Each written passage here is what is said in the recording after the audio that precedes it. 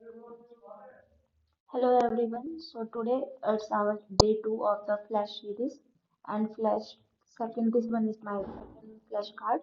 So here on actually what I did now, I just make one side of the flash card and other flash card, and instead of pasting it on wall, I just paste them together so that if I was somewhere outside also, I can revise them because I carry them. So that's how I managed to learn. So here, this one is my second flashcard in which all the ECG findings were written, all the ECG findings and all the JVP findings, sorry. Instead of ECG, we can say that all the JVP findings, all important points, and इसमें से अभी direct एक question भी आया था कि cardiac tamponade में absent Y तो क्वेश्चन था कि एब्सेंट वाई डिसेंट किस में दिखता है और उसका डायरेक्ट आंसर था कि कार्डियक टेम्पोनेट में दिखता है। ठीक है, तो वो सारी चीजें इन दो फ्लैश कार्ड में लिखी हुई है। तो अब आप देख लो, जैसे कि ये लार्ज ए वेव लिखा हुआ है, ठीक है, तो लार्ज ए वेव किस किस में मिलेगा, तो लार्ज ए वेव मिलता है राइट साइड के हार्ट के स्टीनोसिस में। अब राइट साइड में या तो ट्राइकस्पिड स्टीनोसिस होगा, या फिर अपना पल्मोनरी स्टीनोसिस होगा, या पल्मोनरी आर्टरी हाइपरटेंशन होगा, या टीओआर। तो और ये जितनी राइट साइड की दिक्कत है ना, राइट साइड के हार्ट में, तो उनसे क्या होगा, उनसे हमारा लार्ज ए वेव होगा। मतलब ए वेव जो है, जो हमारा ए वेव है, वो हमारा इलोंगेट होगा। ठीक है, ए के बाद सी आता है ना, फिर एक्स आता है हमारा, तो ये ए सी एक्स, फिर वी आता है हमारा, और फिर लास्ट में वाई आता है। यही होता है ना हमारा जेवीपी। तो उसमें लार्ज ए वेव जो है वो कब आएगी, जब राइट हार्ट स्टिनोज्ड होगा, मतलब tricuspid stenosis, pulmonary artery hypertension and POS. ठीक है, अब ए वेव एब्सेंट कब होगी, तो याद रखना जो ए वेव है वो एब्सेंट कब होगी, ए वेव एब्सेंट होगी एट्रियल फिब्रिलेशन में। किसमें होगी, एट्रियल फिब्रिलेशन में। तो यहाँ पे लिखा भी हुआ है एट्रियल फिब्रिलेशन में हमारी ए वेव एब्सेंट होगी।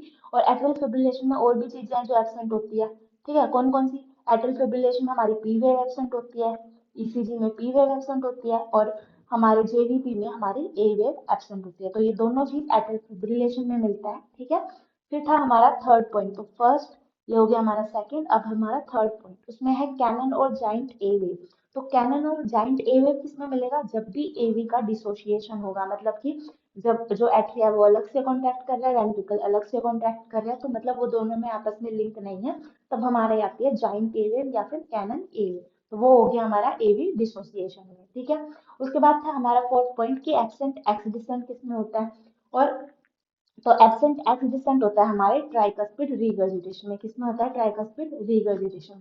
और एक और निमोनिक है, ऐसे याद रख सकते हो, पे टैक्स। ठीक है, पे टैक्स।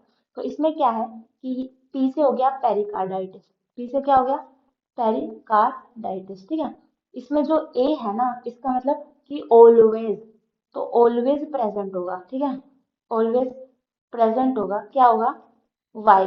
तो वाई वेव अगर प्रेजेंट है तो पेरिकार्डाइटिस, इसका मतलब उल्टा कर लो, मतलब इसमें कौन सी वेव नहीं है।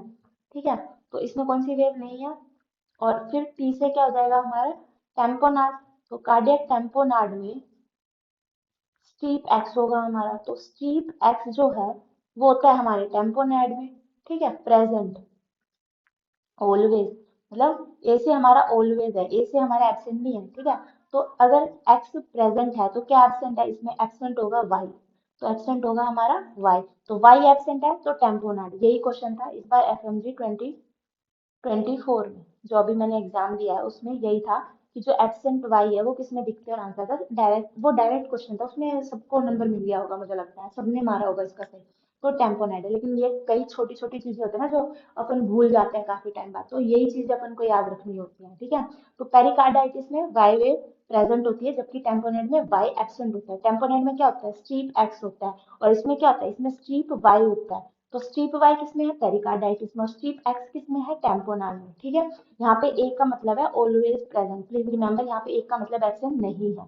ठीक है, और अब आप इसके क्वेश्चन लगाओगे ना तो आपके सही ही होंगे। ठीक है, अब आ जाओ एब्सेंट एक्स डिसेंट। तो एब्सेंट एक्स किसमें एब्सेंट था, ट्राइकस्पिड में हमारा एक्स जो है वो एब्सेंट होगा। ठीक है, और सीवी वेव होगी, मतलब देखो अगर ये वाली पॉइंट जो ये नीचे आ रही है, अगर ये हम एब्सेंट करें तो कैसे बनेगा, ए, ये सी, पर ये नीचे तो जाएगा ही नहीं क्योंकि हमारा एब्सेंट है एक्स, तो डायरेक्ट एस हो जाएगा वाई।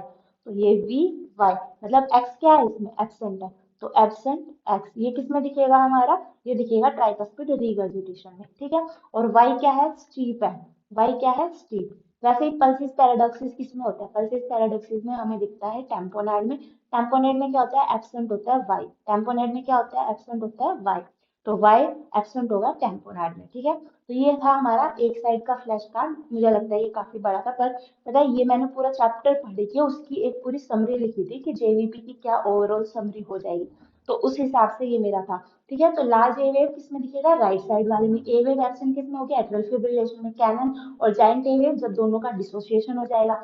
एब्सेंट एक्स किस में दिखेगा, ट्राइकस्पिड रिगर्जिटेशन में, और एब्सेंट वाई किस में दिखेगा, टेम्पोनार्ड में, ठीक है।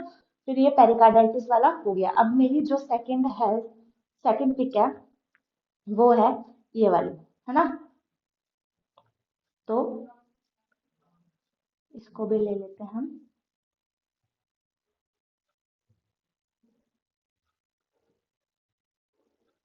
इसको elongate, let me elongate it, और थोड़ा बहुत क्रॉप भी कर लेते हैं ताकि साफ दिखे, वरना कहोगे हाई क्वालिटी वीडियोस नहीं बनाते हो आप। तो ये हो गया हमारा, है ना। तो अब इसमें है, ये मैंने पूरी आपको निमोनिक बता दी है, पे टेक्स की, पी से क्या है, पेरिकार्डाइटिस, उसमें क्या है, ऑलवेज प्रेजेंट है पीक वाई, टेक्स में टेम्पोनार्ड ऑलवेज प्रेजेंट है एक्स, तो एक्स प्रेजेंट है तो क्या एब्सेंट है, उल्टा कर लेना, अगर एक्स प्रेजेंट है तो वाई एब्सेंट होगा, वाई प्रेजेंट है तो एक्स एब्सेंट होगा, ठीक है। कोस्मल साइन किस में दिखता है, रेस्ट्रिक्टिव और कंस्ट्रक्टिव पेरिकार्डाइटिस में, रेस्ट्रिक्टिव और कंस्ट्रक्टिव पेरिकार्डाइटिस में, ये याद रखना, ठीक है। किसमें दिखेगा, कंस्ट्रक्टिव और डिस्ट्रक्टिव पेरिकार्डाइटिस में। क्रोजमल ब्रीदिंग, देखो डिफरेंस क्या है यहाँ पे, एक में लिखा हुआ है साइन, एक में लिखा हुआ है ब्रीदिंग। ब्रीदिंग तो पता है आपको, क्रोजमल ब्रीदिंग किस में आएगी, डायबिटिक कीटोएसिडोसिस में, ठीक है। तो डीके में हमें क्या दिखेगी, कोस्मल ब्रीदिंग, लेकिन कोस्मल साइन किस में मिल रहा है, वो मिल रहा है हमें रेस्ट्रिक्टिव और कंस्ट्रक्टिव पेरिकार्डाइटिस में, ठीक है। Non pulsatile, pulsatile elevated JVP किस में थी, पल्सेटाइल वाली, तो पल्सेटाइल हमारी जो है वो, इसमें मैंने लिखा नहीं हुआ है, ठीक है, एक तरीके से, पर नॉन पल्सेटाइल किसमें मिलते हैं, नॉन पल्सेटाइल मिलती है हमारी कार्डियक टेम्पोनेट में और सुपीरियर वेना कावा थ्रोम्बोसिस में, ठीक है। और इस बार एफएमजी में एक क्वेश्चन ये भी था कि एक फीमेल है, उसको उसको सीधा लेटने में ना सांस लेने में दिक्कत होती है, ठीक है, लेकिन जब वो लेटरल साइड में होती है तो उसको सांस लेने में दिक्कत नहीं होती, और वो बैठती है तब भी उसको कोई दिक्कत नहीं होती, बट जब वो सुपाइन पोजिशन में होती है ना तो उसको दिक्कत होती है। इसका मतलब क्या हुआ कि उसका जो है जब वो सुपाइन पोजीशन में आती है तो उसका कुछ कंप्रेस हो रहा है, तो उसमें था कि सुपीरियर वेना कावा उसका कंप्रेस हो रहा था, तो मैंने उसका आंसर लगाया था सुपीरियर वेना कावा, कि सुपीरियर वेना कावा उसका कंप्रेस हो गया, ठीक है। तो ये क्वेश्चन फिर से रिपीट हो सकता है, ये मैंने काफी बार जीटी वगैरह में और जब मैंने एमसीक्यू सॉल्व किए थे प्रेप लैडर वगैरह से और सेरिबैलम वगैरह से उनके जीटी लगाए थे, तो अभी एक आया भी था मेरे सामने एक क्वेश्चन, तो इस वजह से मुझे याद रह गया, ठीक है। तो सुपीरियर वेना कावा जब कंप्रेस हो जाता है उसकी वजह से उसको सांस लेने में दिक्कत होती है। वैसे ही यहाँ पे आ जाओ, नॉन प्रेजेंटाइल एलिवेटेड जेवीबी क्या है, कार्डियक टेम्पोनेट है, सुपीरियर वेना कावा थ्रोम्बोसिस, ठीक है। अब दोनों ही स्टीप है, मतलब जो मैंने यहाँ पे बनाया था ना, ए होता है, उसके बाद हमारा यहाँ पे हल्का सा सी आता है, फिर एक्स आता है हमारा, फिर ये वी आता है, और उसके बाद हमारा वाई आता है, यही होते हैं ना हमारी जेवीबी की जो बनाते हैं हम। इसमें क्या है, स्टीप एक्स है, मतलब कि ये ए, ये सी और ये स्टीप एक्स है, फिर वाई है, वी है, और वाई भी स्टीप है, तो दोनों स्टीप है, तो वो दिखते हैं हमारे कंस्ट्रक्टिव पेरिकार्डाइटिस में, किसमें दिखते हैं, कंस्ट्रक्टिव पेरिकार्डाइटिस में, ठीक है। तो आई होप आप लोग ये सब याद रख लोगे, इसी से आप अब जितने भी जेवीपी के क्वेश्चन लगाओगे ना वो इन्हीं दो फ्लैश कार्ड में से है, ठीक है, तो आप सारे के सारे अटेम्प्ट कर लोगे अच्छे से। होप आप लोगों को भी एग्जाम, जो भी एग्जाम की प्रिपरेशन करे आप लोग उसकी अच्छे से प्रिपरेशन करो। मैंने एग्जाम दे दिया है, अब देखते हैं रिजल्ट क्या रहता है, तब तक के लिए मिलते हैं अगले फ्लैश कार्ड में।